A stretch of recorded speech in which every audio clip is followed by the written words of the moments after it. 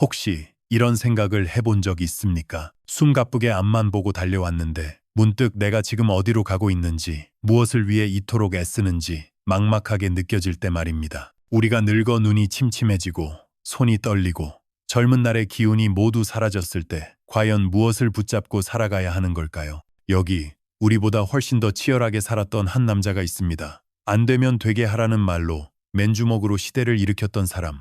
바로 정주영. 하지만 모든 것을 이룬 그가 인생의 마지막에서 들려준 이야기는 성공의 비결이 아니었습니다. 오히려 삶을 충분히 겪어낸 뒤에야 알게 되는 단단하고 따뜻한 지혜였죠. 오늘 우리는 그가 평생을 바쳐 깨달은 인생의 4가지 뿌리, 건강, 가족, 사람, 그리고 돈에 대한 그의 마지막 성찰을 따라가 보려 합니다. 만약 당신도 시간이 지나도 흔들리지 않는 삶의 지혜를 찾고 있다면 잠시 멈춰 이 이야기에 귀 기울여 보시길 바랍니다. 앞으로도 인생의 진짜 방향을 함께 찾아가는 여정에 동참하고 싶으시다면 지금 바로 구독 버튼을 눌러주세요. 가장 중요한 것을 놓치지 않도록 저희가 곁에서 함께 하겠습니다. 정주영 회장이 우리에게 남긴 첫 번째 기둥, 그것은 바로 건강이었습니다. 어쩌면 너무나 당연하고 진부하게 들릴지도 모를 이 단어. 하지만 그가 평생을 바쳐 도달한 삶의 가장 묵직한 진실이 바로 여기에 담겨 있었습니다. 젊은 시절의 정주영에게 몸은 곧 자본이었습니다. 가진 것이라고는 2주먹과 강철 같은 체력뿐이었던 그에게 몸은 세상을 향해 돌진하는 유일한 무기였고 꿈을 실현시키는 가장 정직한 미천이었습니다. 그는 말 그대로 손으로, 어깨로, 온몸으로 이를 밀어붙였습니다. 새벽동이 트기도 전에 일어나 칠흑 같은 밤이 내릴 때까지 흙을 나르고 기계를 다루었습니다. 손에는 언제나 굳은 살이 박여 있었고 온몸은 땀으로 흥건했죠. 그에게 일은 고통이 아니었습니다. 사람이 땀 흘려 일할 때 가장 빛난다고 믿었던 그에게 노동은 오히려 삶의 의미를 깨닫게 하는 신성한 학교와도 같았습니다. 일은 사람을 배신하지 않는다는 그의 굳건한 신념은 바로 그 땀방울 속에서 태어났습니다. 젊음이라는 무한한 에너지를 가진 그에게 불가능은 없어 보였습니다. 잠을 줄이면 시간이 늘어났고 몸을 더 움직이면 성과가 따라왔습니다. 사람들은 그를 보며 혀를 내둘렀습니다. 저 사람은 지치지도 않는가? 저 의지는 어디서 나오는가? 그 유명한 말, 안 되면 되게 하라. 이 단순하지만 강력한 문장은 사실 그의 강철 같은 체력이 있었기에 가능했던 외침이었습니다. 의지만으로 길이 열리는 것이 아니라 그 의지를 끝까지 밀어붙일 수 있는 몸이 있었기에 그는 막힌 길 앞에서 길을 낼 수 있었고 배가 없으면 직접 만들 수 있었습니다. 젊음은 마치 마르지 않는 샘물과 같아서 퍼내고 또 퍼내도 괜찮을 거라고 믿었습니다. 오늘 무리하면 내일 조금 쉬면 되고 내일도 힘들면 그 다음 날 회복하면 된다고 생각했죠. 우리 역시 그렇지 않습니까? 시험 기간에 밤을 새우고 중요한 프로젝트를 앞두고 야근을 밥 먹듯 하며 내 젊음과 건강을 담보로 미래의 성공을 향해 달려가곤 합니다. 마치 시간과 체력이 영원할 것처럼 말이죠. 하지만 시간은 그 누구에게도 예외를 두지 않았습니다. 세월이라는 거대한 힘 앞에서 불가능을 가능으로 만들던 거인도 서서히 고개를 숙여야 했습니다. 이른을 넘기면서부터였습니다. 예전 같지 않다는 것을 온몸으로 느끼기 시작한 것입니다. 며칠 밤을 꼬박 세워도 멀쩡했던 몸은 이제 작은 피로에도 크게 휘청거렸습니다. 강철 같던 체력은 서서히 녹슬어갔고 불굴의 의지를 자랑하던 그의 마음과 몸 사이에 조금씩 균열이 생기기 시작했습니다. 어느 날 그는 이렇게 뼈저리게 고백했습니다. 내가 마음으로는 여전히 20인데 몸은 80을 향해 가더라. 마음이 시키는 대로 몸이 따라주지 않는 게 제일 속상하더라. 이 한마디는 단순히 한 노인의 푸념이 아니었습니다. 의지만으로 모든 것을 밀어붙일 수 있다고 믿었던 한 인간이 시간의 절대적인 힘 앞에서 비로소 깨닫게 된 겸허한 고백이었습니다. 머릿속에는 여전히 세상을 뒤흔들 새로운 사업 구상이 가득하고 가슴속에는 아직도 꺼지지 않은 불꽃이 타오르는데 정작 그것을 실행해야 할 몸이 더 이상 예전처럼 움직여주지 않는 것입니다. 그 좌절감과 속상함은 아마 겪어보지 않은 사람은 상상하기 어려울 것입니다. 건강은 그에게 새로운 통찰을 안겨주었습니다. 젊을 때는 너무나 당연해서 그 가치를 몰랐던 것들이 비로소 얼마나 귀한 선물이었는지 알게 된 것이죠. 아침에 무리 없이 일어나는 것, 밥 한 끼를 맛있게 소화하는 것, 짧은 산책을 불편함 없이 즐기는 것, 이 모든 일상이 사실은 건강이라는 기적 위에서 이루어지는 것이었습니다. 그는 웃으며 말했습니다. 예전에는 자동차 수십만 대를 만드는 게 기쁨이었는데 지금은 밥 한 그릇 잘 먹는 게 기쁨이다. 이 깨달음은 단순한 체력의 문제를 넘어 인생 전반에 대한 중요한 메시지를 던집니다. 우리가 가진 시간과 기회는 결코 무한하지 않다는 것. 그리고 그 모든 기회는 건강이라는 한계선 안에서만 유효하다는 사실입니다. 아무리 큰 돈과 명예를 손에 쥐어도 내 몸이 그것을 누릴 수 없다면 다 무슨 소용이겠습니까? 그는 자신이 걸어온 삶을 통해 이 단순한 진리를 너무나도 명확하게 증명해 보였습니다. 그래서 그는 후배들에게, 자식들에게, 그리고 우리에게 이렇게 간절히 당부했습니다. 일도 좋지만 밥 제때 챙겨 먹고 잠도 푹 자라. 건강이 무너지면 아무것도 못한다. 이것은 단순히 성공한 기업가의 충고가 아니었습니다. 인생을 먼저 살아본 어른이 뒤늦게 깨달은 후회와 안타까움을 담아 전하는 진심 어린 조언이었습니다. 그리고 마침내 그는 인생의 우선순위를 다시 정립합니다. 일, 돈, 성공보다 건강을 가장 앞에 두었습니다. 그는 분명히 말했습니다. 돈이야 다시 벌 수 있지만 건강은 잃으면 끝이다. 이 말 속에는 깊은 겸손이 담겨 있습니다. 아무리 대단한 업적을 쌓아도 결국 인간은 한 몸뚱이에 기대어 사는 연약한 존재라는 사실. 건강이 무너지면 명예도, 돈도, 권력도 모두 한순간에 무의미해진다는 진리를 그는 누구보다도 명확히 이해하게 된 것이지요. 여러분은 지금 어떻습니까? 미래의 불확실한 성공을 위해 현재의 확실한 건강을 너무 쉽게 내어주고 있지는 않습니까? 아직 젊으니까 괜찮아. 나중에 챙기면 되라는 말로 스스로를 위로하며 몸이 보내는 작은 신호들을 애써 외면하고 있지는 않나요? 정주영의 삶은 우리에게 묻고 있습니다. 당신이 지금 쌓아 올리고 있는 그 모든 꿈과 야망은 과연 튼튼한 땅 위에 세워지고 있냐고 말입니다. 기억해야 합니다. 의지가 아무리 강해도 몸이 무너지면 더 이상 나아갈 수 없습니다. 건강은 단순히 오래 사는 문제를 넘어 내가 하고 싶은 일을 사랑하는 사람들과 함께 끝까지 할 수 있게 만드는 가장 근본적인 기반이라는 것을, 삶의 모든 가치는 결국 건강이라는 토대 위에서만 비로소 찬란하게 빛날 수 있다는 사실을 말입니다. 이것이 바로 정주영이 우리에게 남긴 첫 번째 유산이었습니다. 건강이라는 첫 번째 기둥 위에 정주영이 세운 두 번째 기둥, 그것은 바로 가족이었습니다. 세상의 모든 것을 손에 쥔 것처럼 보였던 거인, 한나라의 산업 지도를 바꾼 불세출의 영웅. 하지만 그의 삶을 끝까지 지탱해준 가장 단단한 뿌리는 화려한 성공 신화가 아닌 바로 곁에 있던 가족의 온기였습니다. 정주영은 한나라의 산업을 일으킨 거인이었지만 동시에 한 집안의 가장이었습니다. 남편이었고 아버지였습니다. 하지만 젊은 시절 그의 삶에서 가족은 늘 뒷전이었습니다. 그의 머릿속은 온통 일로 가득 차 있었습니다. 조선소, 자동차, 건설, 해외 프로젝트까지 그의 발길이 닿지 않은 곳이 없었고 그의 머리가 쉬는 날은 단 하루도 없었습니다. 새벽별을 보며 집을 나서 밤늦게 달빛을 받으며 돌아오는 날이 부지기수였습니다. 명절에도 아이들의 생일에도 그는 현장을 지키거나 해외 출장길에 올라야 했습니다. 그는 가장으로서 가족을 먹여 살려야 한다는 책임감으로 달렸습니다. 더 나은 삶을 만들어주겠다는 약속을 지키기 위해 그는 가족과 함께할 시간을 기꺼이 희생했습니다. 어쩌면 그는 그것이 가장으로서 할 수 있는 최선의 사랑이라고 믿었을지도 모릅니다. 오늘날 우리 역시 그렇지 않나요? 가족을 위해 더 열심히 일하고 더 많은 것을 벌어다 주기 위해 정작 가족과 함께하는 저녁 식사 시간을, 아이들과 함께하는 주말의 공원을 포기하곤 합니다. 나중에 성공하면, 이것만 끝나면 이라는 말을 주문처럼 되뇌면서 말이죠. 정주영 역시 그랬습니다. 그는 바깥 세상에서 거대한 제국을 건설하는 동안 집안에서 아이들이 어떻게 자라는지, 아내가 어떤 마음으로 홀로 집을 지키는지 세세히 들여다볼 겨를이 없었습니다. 그는 아버지로서, 남편으로서 충분히 곁에 있어주지 못했습니다. 그리고 그 시간은 그가 이룬 그 어떤 성공으로도 되돌릴 수 없는 평생의 아쉬움으로 남게 되었습니다. 노년에 이르러 그는 담담히 고백했습니다. 사람들은 나를 기업가로 기억하겠지만 나는 무엇보다 아버지로서, 남편으로서 어떻게 살았는지를 더 많이 돌아본다. 이 말 속에는 성공의 화려함 이면에 숨겨진 한 인간의 깊은 후회가 담겨 있었습니다. 그는 종종 이렇게 회상하곤 했습니다.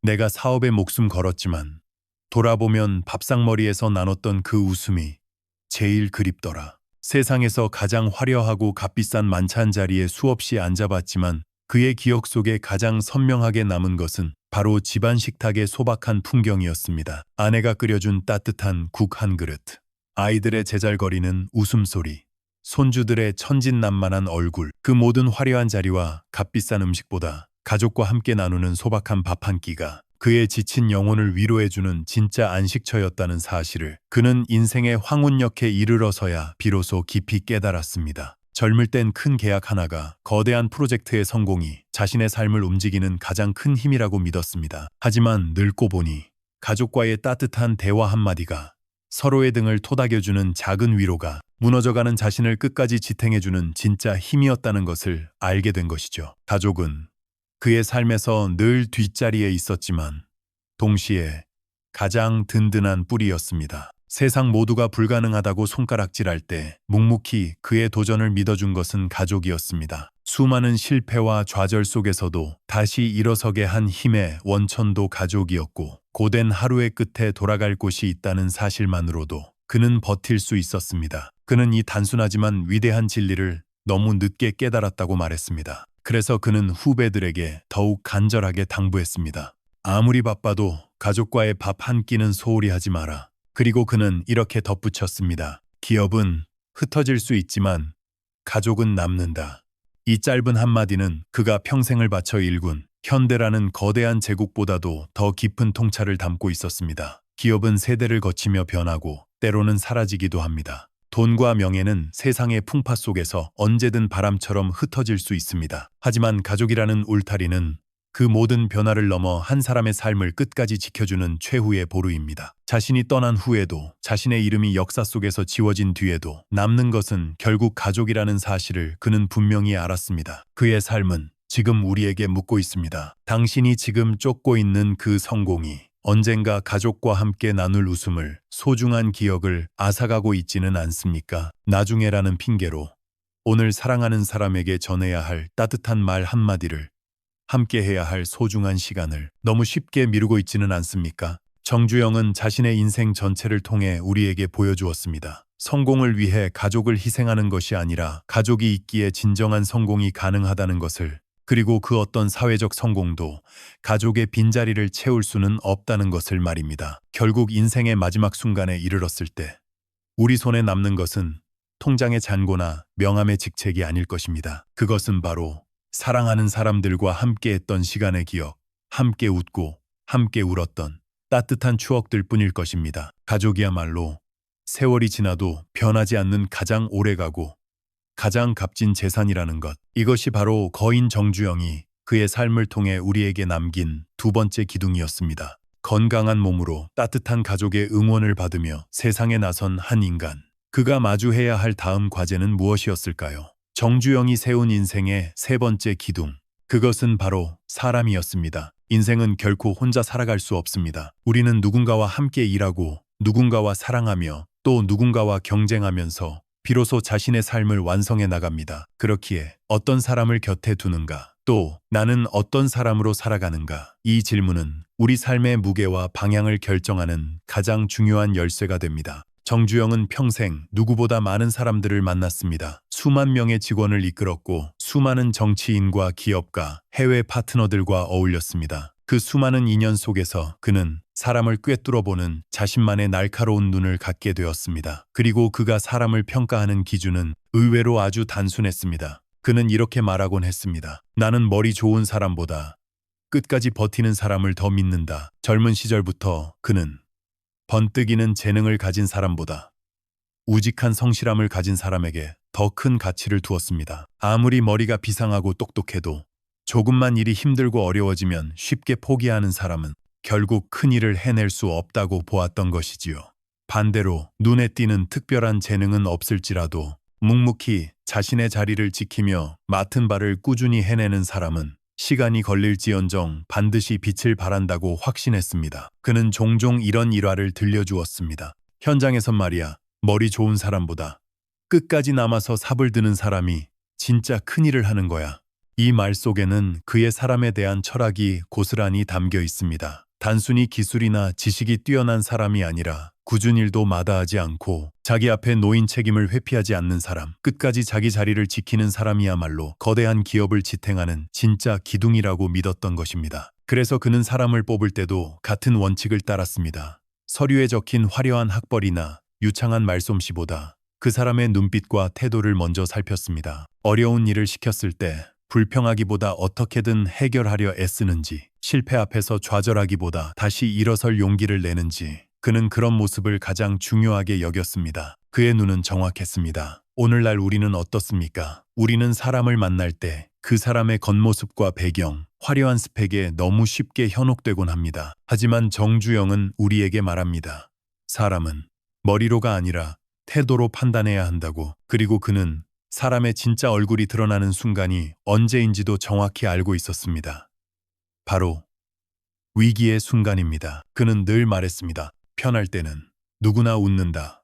그러나 어려움이 닥쳤을 때 어떻게 행동하는지가 바로 그 사람의 값어치다. 현대그룹을 키우는 과정에서 그는 셀 수 없이 많은 위기를 겪었습니다. 자금난에 허덕이기도 했고 해외 계약이 실패로 돌아가기도 했으며 정치적 압박으로 모든 것을 잃을 뻔한 순간도 있었습니다. 그런 절체절명의 상황이 닥치자 사람들의 민낯이 드러났습니다. 어떤 이들은 썰물처럼 그의 곁을 떠나갔습니다. 하지만 또 어떤 이들은 끝까지 자리를 지키며 함께 버텼습니다.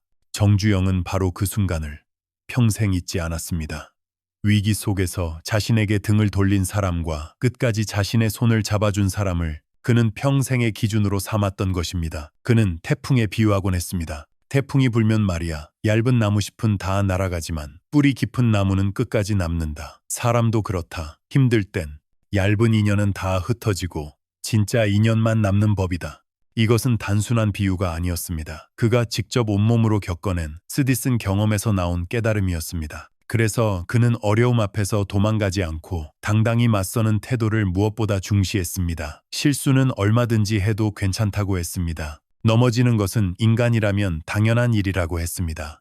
중요한 것은 실수 이후에 어떻게 일어서는가. 위기 앞에서 도망치지 않고 그것을 정면으로 마주할 용기가 있는가. 바로 그것이었습니다. 그는 단호하게 말했습니다. 실패는 용서할 수 있다. 그러나 책임을 회피하는 것은 용서할 수 없다. 이 교훈은 단순히 경영 철학을 넘어 우리가 맺는 모든 인간관계에 적용되는 진실입니다. 우리가 평생을 함께할 동료를, 친구를, 배우자를 선택할 때 평화로운 날의 다정한 모습만이 아니라 고난과 역경 앞에서 그 사람이 어떤 태도를 보이는지를 반드시 살펴야 한다는 것입니다. 정주영의 인생은 수많은 폭풍 속을 뚫고 지나온 거친 항해와도 같았습니다. 그리고 그 항해를 끝까지 가능하게 했던 것은 단순히 능력 있는 선원들이 아니었습니다. 거친 파도 앞에서도 찢어진 돛을 붙잡고 부서진 길을 놓지 않았던 무너지지 않는 태도를 가진 사람들이었습니다. 그가 평생을 바쳐 찾고 또 곁에 두고자 했던 것도 바로 그런 사람이었고 그가 후배들에게 남긴 가르침도 결국 이 한마디로 요약됩니다.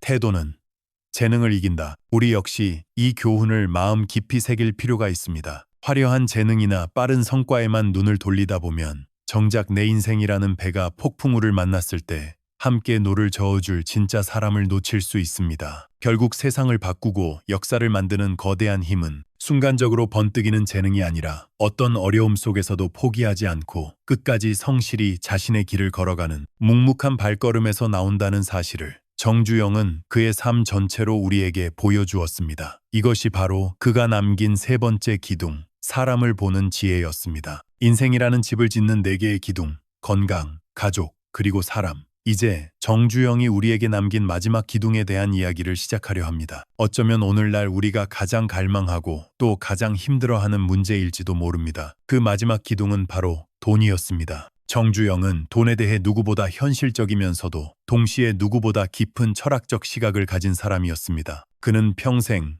상상조차 하기 힘든 큰돈을 움직였습니다. 가난한 농부의 아들로 태어나 쌀 한 되를 사기 위해 허덕이던 시절부터 한 나라의 경제를 움직이는 거대 그룹의 총수가 되기까지 그의 인생은 돈과의 치열한 싸움 그 자체였습니다. 젊은 날 그에게 돈은 생존이었습니다. 가족을 먹여 살리기 위해 차가운 노동판을 전전하던 시절, 돈은 삶의 무게 그 자체였고 벗어나고 싶은 굴레였습니다. 그러나 사업이 성장하면서 돈은 더 이상 단순한 생활비가 아니었습니다. 수만 명의 사람들에게 월급을 주고 그들의 가족을 책임져야 하는 무거운 의무가 되었고, 허허 벌판에 조선소를 짓고 자동차를 만들어 세계로 나아가는 거대한 꿈을 실현시키는 동력이 되었습니다. 하지만 그는 평생 돈을 숭배하지 않았습니다. 오히려 돈에 끌려다니는 삶을 가장 경계했습니다. 그는 분명히 알았습니다. 돈을 쫓기 시작하면 그 끝은 결코 행복이 아니라는 것을. 그는 늘 이렇게 말했습니다. 돈을 쫓으면 끝이 없다. 돈은 벌수록 이상하게 더 부족하게 느껴진다. 이 말은 오늘을 사는 우리에게 깊은 울림을 줍니다. 우리는 더 많은 돈을 벌면 더 행복해질 것이라고 믿습니다. 더 좋은 차, 더 넓은 집, 더 비싼 옷. 하지만 막상 그것을 손에 쥐고 나면 기쁨은 잠시뿐, 또다시 더 큰 것을 욕망하며 끝없는 갈증에 시달리곤 합니다. 정주영은 바로 그 욕망의 함정을 꿰뚫어 본 것입니다. 그래서 그는 돈에 대한 자신만의 명확한 원칙을 세웠습니다. 돈은 목적이 아니다. 돈은 도구다. 이 단순한 원칙이 그의 평생을 지배했습니다. 그에게 돈은 자신의 부를 과시하거나 쾌락을 누리기 위한 수단이 아니었습니다. 건강을 지키고 가족을 돌보며 사람을 키우고 나아가 사회에 기여하는 더 큰 가치를 실현하기 위한 도구일 뿐이었습니다. 그는 돈을 물에 비유했습니다. 돈은 물과 같다. 가둬두면 썩고 흘려보내면 비로소 강이 되어 세상을 이롭게 한다. 그는 이 철학을 평생 실천했습니다. 단순히 눈앞의 이익만을 쫓지 않았습니다. 당장은 손해처럼 보이더라도 나라와 사회가 필요로 하는 곳에, 미래 세대를 위한 길을 여는 곳에 먼저 돈을 흘려보냈습니다. 젊은 인재들을 키우기 위해 장학재단을 세우고 아픈 사람들을 위해 병원을 지었습니다. 그는 이것이 결코 손해가 아니라고 믿었습니다. 내가 쓰는 돈은 결국 나한테 돌아온다. 내가 먹을 밥 한 그릇은 그걸로 끝이지만 젊은이의 배움에 쓰인 돈은 훗날 100그릇, 1000그릇의 밥이 되어 돌아온다. 그는 돈을 버는 것만큼이나 돈을 올바르게 관리하고 쓰는 법을 중요하게 여겼습니다. 아무리 큰 돈을 벌어도 제대로 다루지 못하면 한순간에 모래성처럼 무너진다는 것을 그는 수많은 사람들의 흥망성쇠를 보며 잘 알고 있었습니다. 그렇다고 해서 그가 무조건 아끼기만 하는 구두쇠였던 것은 아닙니다. 그는 필요한 곳에는 아낌없이 과감하게 쓰는 사람이었습니다. 모두가 불가능하다고 비웃었던 울산 조선소 건설이 바로 그런 사례였죠. 그는 가진 모든 것을 걸었고 결국 그 과감한 투자가 한국의 역사를 바꾸었습니다. 그리고 노년에 이르러 그는 돈에 대해 더욱 담담하고 초월적인 태도를 보였습니다. 평생을 돈과 함께 살아온 사람이 내릴 수 있는 가장 본질적인 결론에 도달한 것이지요. 그는 이렇게 회고했습니다. 내가 아무리 큰 회사를 세워도 내가 하루에 먹는 밥은 3끼를 넘지 못한다. 내가 아무리 많은 집을 지어도 내가 하룻밤 잠잘 곳은 한 칸뿐이다. 무한. 이 말은 젊은 날에 불타는 야망을 모두 겪어본 뒤에야 할 수 있는 깊은 성찰의 고백이었습니다. 그는 깨달은 것입니다. 인간이 살아가는데 정말로 필요한 것은 생각보다 많지 않다는 것을, 그리고 그 필요 이상의 것을 채우려는 끝없는 욕심이야말로 사람을 망가뜨리는 가장 무서운 적이라는 사실을 말입니다. 그는 만족을 단순히 현실에 안주하는 포기가 아니라 오히려 자신의 삶을 풍요롭게 지켜내는 가장 큰 지혜라고 보았습니다. 그는 말했습니다. 돈이 아무리 많아도 만족이 없으면 그 사람은 거지나 다름없다. 그러나 가진 것이 적어도 마음의 만족이 있으면 그 사람이 진짜 부자다. 이 메시지는 물질 만능주의 시대를 살아가는 우리에게 경종을 울립니다. 더 많은 것을 얻기 위해, 더 높은 곳에 오르기 위해 우리는 끊임없이 자신을 채찍질하며 달려갑니다. 그 과정에서 우리는 건강을 잃고 가족과의 시간을 놓치고 소중한 사람들과의 관계마저 병들게 만들곤 합니다. 정주영은 바로 그 지점에서 우리에게 멈춰서서 스스로에게 물어보라고 말하고 있습니다. 나는 지금 가진 것에 만족하고 있는가? 내가 쫓고 있는 이 욕심의 끝에는 과연 무엇이 기다리고 있는가? 그는 후배들에게, 그리고 우리에게 따뜻한 노인의 목소리로 마지막 조언을 남겼습니다. 돈을 벌되 욕심에 끌려다니지 마라. 돈은 도구이지 결코 주인이 되어서는 안 된다. 당신에게 돈은 어떤 의미인가요? 당신의 삶을 지배하는 주인인가요? 아니면 당신의 삶을 더 가치 있게 만드는 도구인가요? 우리가 돈을 어디에, 어떻게 쓰느냐가 결국 우리의 삶이 어떤 모습인지를 말해줄 것입니다. 정주영은 그 균형을 아는 것이야말로 진정한 지혜라는 것을 그의 삶 전체를 통해 우리에게 보여주었습니다. 이것이 바로 그가 남긴 네 번째 기둥, 돈을 다스리는 지혜였습니다. 건강, 가족, 사람, 그리고 돈. 정주영 회장의 삶은 결국 이 네 가지 기둥의 균형 속에 후회 없는 인생의 답이 있다는 것을 보여주었습니다. 건강이 무너지면 꿈도 함께 무너지고, 가족을 잃으면 성공이 허무해지며, 사람을 잘못 보면 평생이 고생이고, 돈을 잘못 다루면 모든 것이 한순간에 사라질 수 있다는 것. 그의 묵직한 목소리는 시대를 넘어 오늘을 살아가는 우리에게 여전히 깊은 울림을 줍니다. 오늘 이 긴 이야기를 통해 여러분의 마음속에는 어떤 배움이 남았나요? 오늘 배운 것 중 단 한 가지만이라도 좋습니다. 앞으로 내 삶에서 꼭 이것 하나만은 지켜나가고 싶다 하는 여러분의 다짐을 아래 댓글로 공유해 주세요. 여러분의 진솔한 이야기는 이 채널을 더욱 의미 있게 만드는 가장 큰 힘이 됩니다. 오늘 영상이 마음에 드셨다면 여러분의 생각을 댓글로 남겨주시고, 좋아요와 공유, 그리고 구독을 통해 저희의 여정에 함께 해주세요. 오늘도 끝까지 함께 해주셔서 진심으로 감사합니다.